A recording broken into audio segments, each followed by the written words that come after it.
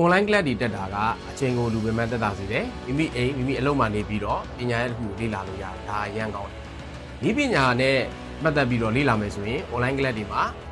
တတိထားစရာလေးတွေတော့ရှိတယ်အဲ့ဒါဘာလဲဆိုတော့ဒီပညာကကျွန်တော်အတွေးတစ်ခုနဲ့သူကရတာမဟုတ်တကယ်လှုပ်ဆောင်မှုပိုင်းတွေလိုအပ်တယ်အဲ့တော့ကြောင့်အခုသိလို့ရာတွေကိုညီကိုမောင်နှမအရင်မှာစိတ်ရှည်လက်ရှည်နဲ့ဝါသနာအထုံနဲ့ရှင်းပြပြီးမဲ့ဆရာမကောင်းတွေလိုအပ်တယ်နောက်တစ်ခုကတော့ဗာလဲဆိုတော့ဤပညာမှာဤပညာ device ကိုအသုံးပြုပြီးတော့စမ်းသပ်ရတာရှိတယ်။အဲ့တော့ယနေ့ခေတ်မှာတော့ simulation software တွေရှိတယ်ဆိုပေမဲ့ဤပညာ device ကိုတကယ်တမ်း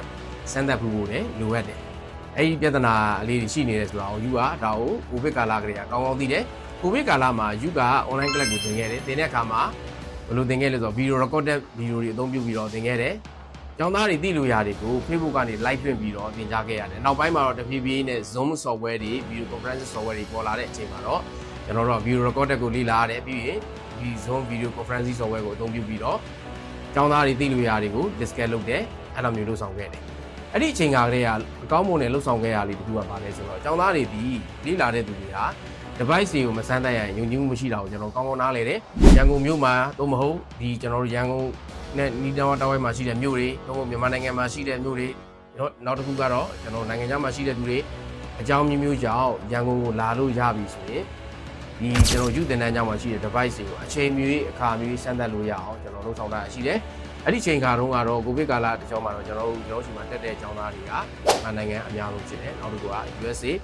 Australia ရှိတယ်ပြီးရင်မလေးရှားရှိတယ်ယူရီးယားဆိုတဲ့နိုင်ငံတွေကတက်ကြတယ်ကျွန်တော်ပြည်နယ်တွေမှာဆိုရင်ချင်းပြည်နယ်ရှမ်းပြည်နယ်စသဖြင့်ပြည်နယ်တွေရခိုင်ပြည်နယ်ဒီလိုမျိုးတွေကလာပြီးတော့တက်ကြတာတွေ့ရတယ်ကျွန်တော်အတွေ့အကြုံရဆိုတော့နိုင်ငံခြားက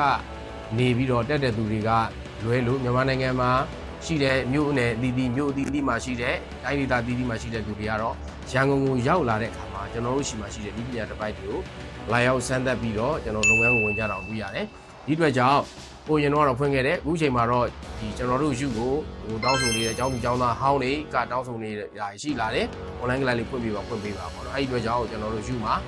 SNE Diploma in Computer Network အတန်းတွေကို online class တွေကျွန်တော်တို့ဖွင့်ပေးလိုက်ပြီးဒါတင်ကောင်းလေးအဲ့ဒါလေးပါချင်တာလည်းပါတယ်ဒီဟာလေးဘယ်လိုလေးရမလဲဆိုတော့ video recorder နဲ့လေးလာမယ်ပြီးရင်ဆရာတွေနဲ့ Zoom discuss သတ်မှတ်ထားတဲ့အချိန်ဒီမှာဆွေးနွေးရမယ်အချိန်မျိုးအခါမျိုးသင်တန်းကျောင်းမှာကျွန်တော်တို့ရန်ကုန်ရောက်တဲ့ခါမှာလာရောက်ပြီးတော့စမ်းသပ်လို့ရအောင်လည်းစီစဉ်ပေးထားတယ်ဒီလိုကြောင့်ယူကပွင့်လေတဲ့ online class တွေကို join ဖို့ကျွန်တော်အနေနဲ့ဖိတ်ခေါ်ပါတယ်အားလုံးကျေးဇူးတင်ပါတယ်